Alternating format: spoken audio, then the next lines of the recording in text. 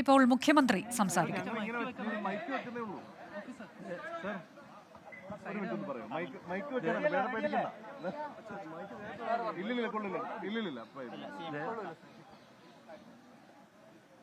ദശാബ്ദങ്ങളായി എഴുന്നേൽക്കാൻ പറ്റാതെ ഒരേ കിടപ്പിൽ കഴിയുന്ന യുവത്വത്തിൻ്റെ കരുത്തായിരുന്നു സഖാവ് പുഷ്പൻ. ആ സഖാവ് ഇന്ന് നമ്മെ വിട്ടുപിരിഞ്ഞിരിക്കുകയാണ്. നമ്മുടെ യുവതലമുറക്കാകെ എന്നും പുഷ്പൻ പ്രചോദനമായിരിക്കും. വെടിയുണ്ട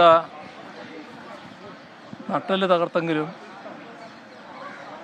അനിതരസാധാരണമായ ധീരതയും കരുത്തും ഈ ദശാബ്ദങ്ങളാകെയും പുഷ്പൻ പ്രകടിപ്പിക്കുകയായിരുന്നു. അദ്ദേഹത്തിൻ്റെ ധീരതയും കരുത്തും നമ്മുടെ യുവതയാകെ മാതൃകയാക്കിക്കൊണ്ട് തെറ്റിനെതിരെ പോരാടുന്നതിന് ഊർജമായി മാറും എന്ന് തന്നെയാണ് കണക്കാക്കാവുന്നത്. പുഷ്പൻ്റെ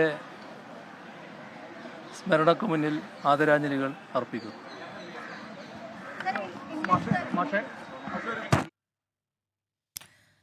പുഷ്പനെ അനുസ്മരിക്കുകയായിരുന്നു മുഖ്യമന്ത്രി. പോരാട്ടവീരത്തിന്റെ പ്രതീകമാണ് പുഷ്പൻ എന്ന് അദ്ദേഹം പറയുകയായിരുന്നു. മറ്റ് വിഷയങ്ങളിലൊന്നും പ്രതികരിക്കാൻ തയ്യാറായുമില്ല. ഇന്ന് വൈകിട്ടായിരുന്നു പുഷ്പന്റെ അന്ത്യമുണ്ടായത്. കഴിഞ്ഞ 30 വർഷമായി അദ്ദേഹം കിടപ്പിലായിരുന്നു.